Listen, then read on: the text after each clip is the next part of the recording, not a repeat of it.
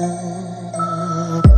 haven't slept in 7 years, been racing my gears, can't dream my fantasy, run free on TV. You have, I have.